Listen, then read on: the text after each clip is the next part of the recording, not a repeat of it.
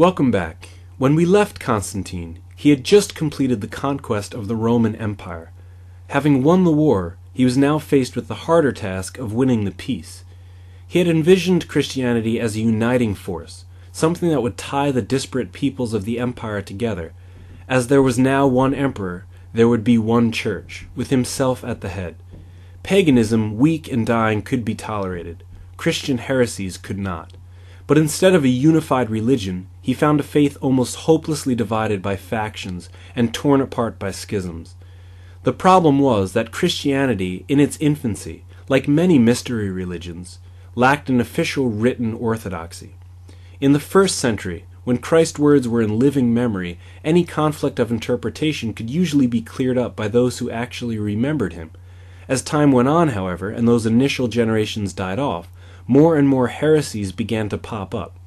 The church tried to clarify things by holding local meetings of bishops called synods, and by issuing statements of belief called creeds, but no sooner had one issue been settled than another would pop up. So the situation stood in 320, when a young prester of Alexandria named Arius threatened to permanently split the Christian world. His doctrine was simple.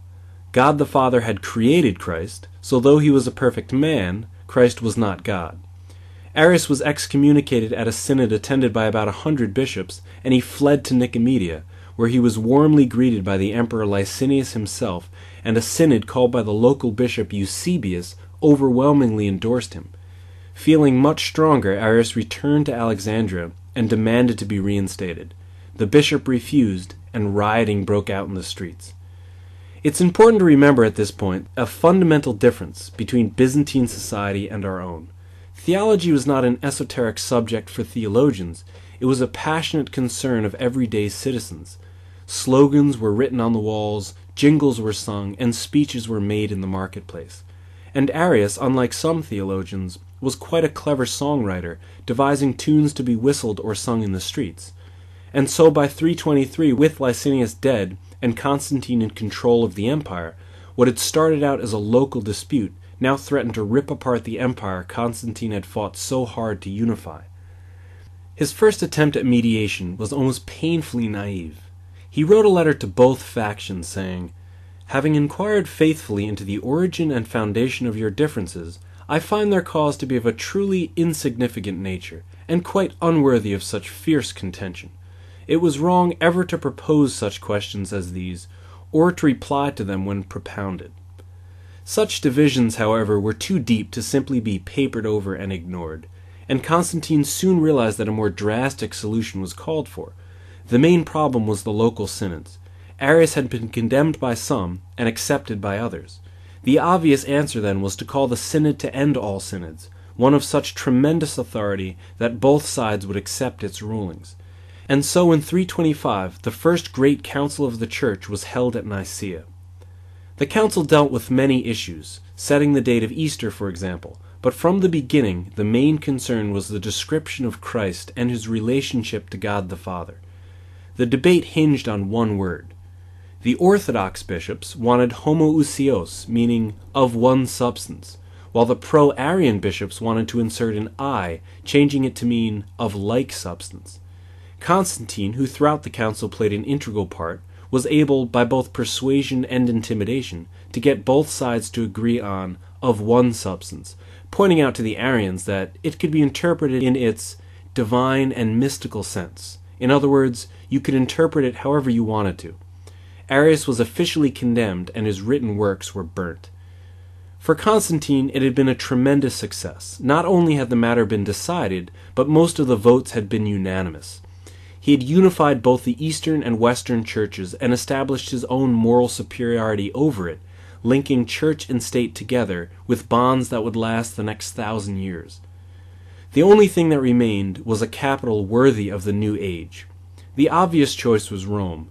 He had started a massive building program there designed to make the city worthy of its new rank, complete with sumptuous basilicas and a gigantic statue of himself near the Forum.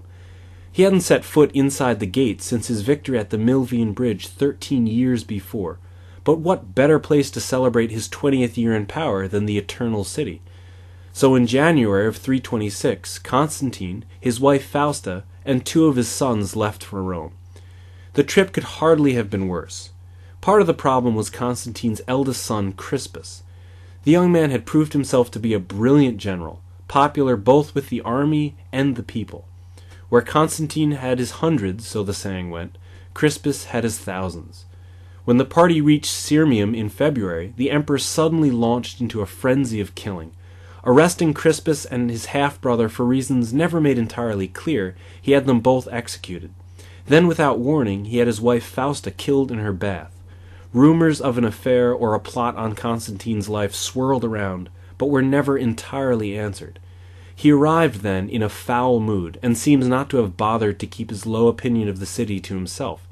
The Romans, for their part, made their feelings equally well known, and after consecrating the brand-new Basilica of St. Peter's, he left the city, never to return. Constantine had long been building a city in the east, though at first merely commemorative, but his disastrous trip to Rome seems to have convinced him to make it something more. The city that would become Byzantium was already 1,000 years old when Constantine first saw it, and though later legends would grow up about its divine origin, he would have needed little guidance to see its worth.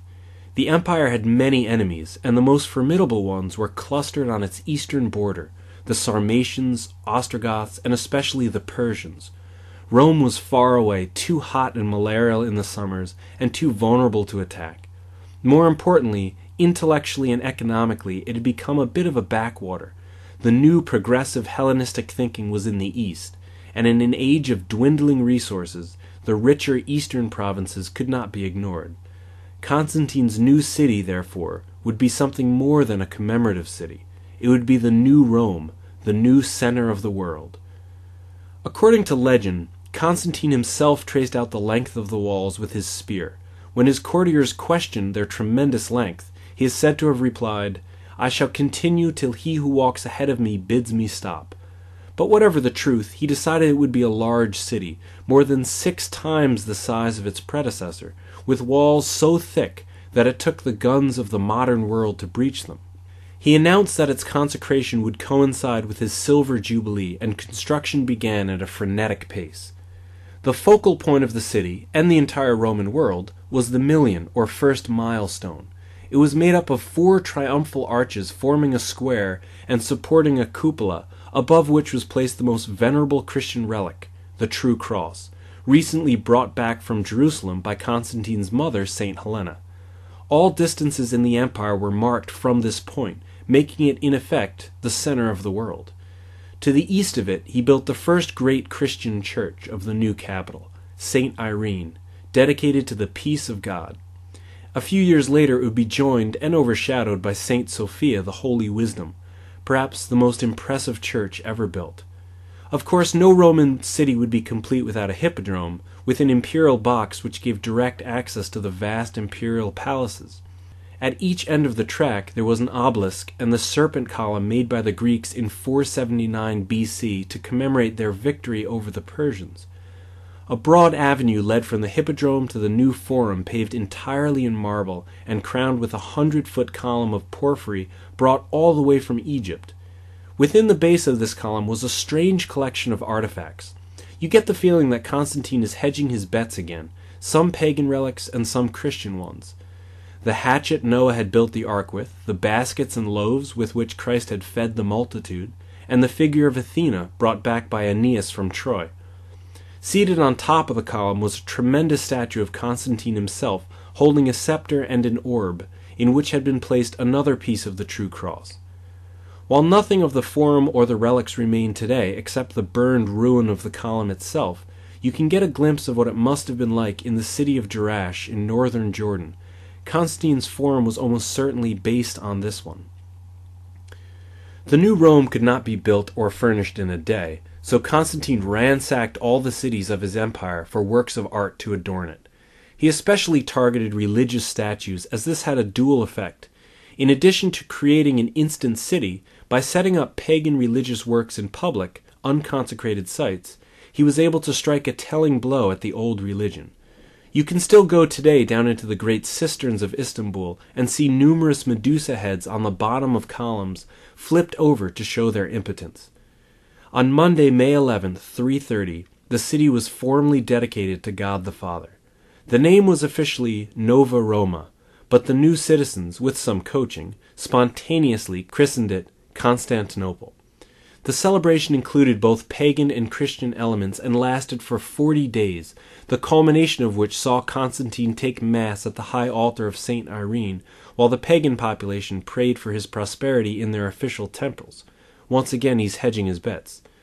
A new era had begun, and the city had grown quickly. Just 12 years before, it had been a tiny village, but within a century it would boast, in the words of the historian Gibbon, a school of learning, a circus, 2 theaters, 8 public and 153 private baths, 52 porticos, 5 granaries, 8 aqueducts, 4 spacious halls for the Senate or courts of justice, 14 churches, 14 palaces, and 4,388 houses, which, for their size or beauty, deserve to be distinguished from the multitude of plebeian habitations.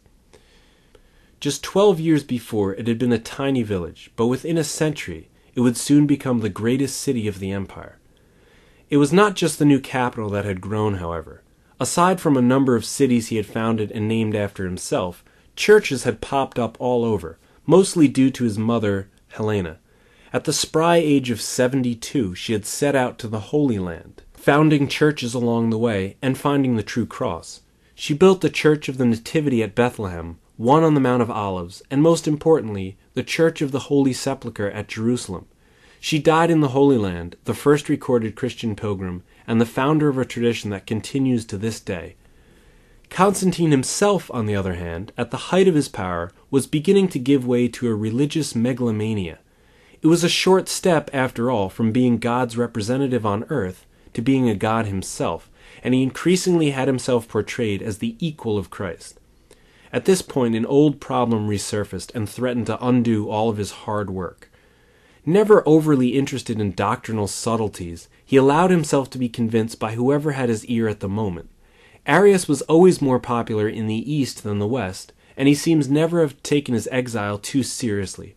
Remaining friendly with several of the emperor's family and friends, he convinced Constantine to reinstate him. But the Egyptians had elected a firebrand named Athanasius, who flatly refused. Constantine called another council of the church, but when it became apparent that only pro-Arian bishops were going to show up, Athanasius took the opportunity to flee to Constantinople.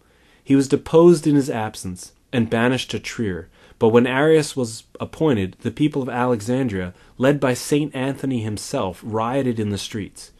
Constantine backed off his decision and recalled Arius to inquire into his beliefs, and it was during these inquiries that Arius died in a particularly gruesome fashion. Constantine's main desire was to achieve unity within both the church and the state, and he may have come close to it if he had just stuck with his original decisions. Instead, he made the situation even worse by constantly vacillating between the two camps. Athanasius's exile was to last beyond Constantine's death, and the spiritual unity he craved has still not arrived. In the last years of his life, Constantine raised his 3 sons and 2 nephews to the rank of Caesar. He was deliberately attempting to reduce the Caesar's prestige. With advancing age, he was becoming ever more convinced of his own uniqueness, even compared to members of his family. Effective power was reserved for him alone. This, however, gave him an almost unbelievable workload, which his declining health made very difficult to sustain. In the early months of 337, he prepared a campaign against the Persians, but, feeling ill, he ordered his tomb prepared and was baptized. He waited until the last possible moment to be baptized to hedge his bets, because he believed that baptism would wash away all of his sins. Ironically enough, though, he was baptized by an Arian heretic. He died on the 22nd of May, after a reign of 31 years, the longest since Augustus. His body was put in a golden coffin and draped with a purple shroud. He had taken on the title Equal of the Apostles, and in death he planned to take it one step further. He had 12 sarcophagi placed in the Church of the Holy Apostles, and had his own coffin placed in the center. Not only an apostle, but apparently the symbol of the Savior in person. His death, even more than his life, signaled the final end of Diocletian's system. He had left no guide to who would succeed him, so for a while the government continued in his name until the army announced that it would only accept joint rule by the 3 sons. As for his final resting place, Like much of the new city, too much had been built too quickly. Walls were too thin, foundations not solid enough.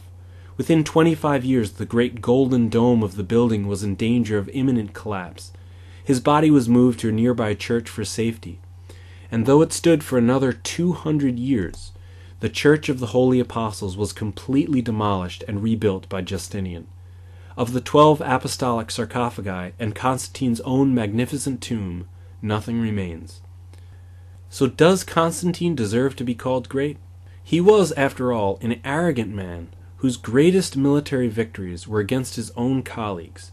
He was unsuccessful at unifying the Christian church, and probably made it worse by constantly vacillating between the two sides. His blinding pride prevented him from sharing power, even when he could clearly no longer handle the responsibilities of running the empire, and this inability to let anyone else share his power would lead to years of unnecessary bloodshed among his successors. And yet, I think he does deserve his title. Certainly there were greater, more likable men who sat on the Byzantine throne, but none would have the lasting effect that he did. Ironically, for all his brutality and megalomania, the faith he professed would become the binding force of his empire for the next 1,000 years. It would also have an incalculable effect on the culture of the East, and continues to impact it to this day through the Orthodox Church. But as great as his direct influence was on the East, his indirect impact on the West may have been even greater. Byzantium stood as a great bulwark protecting an underdeveloped Europe against the onslaught of Islam. The walls of Constantinople forced the armies of the Prophet to take the long route through North Africa and Spain, and by the time they were stopped at the Battle of Tours, Europe had emerged from its dark ages and was ready to face them. Had Constantine chosen his city less well, or have been more ambivalent in his endorsement of Christianity, the history of the world would be vastly different. For this reason alone he deserves his title, and it's a fitting tribute that the last emperor to rule in his city also bore his name. In the next lecture, we'll look at the empire he left behind, the chaos in his wake, and the unlikely rise and tragic fall of Julian, the last of the pagan emperors.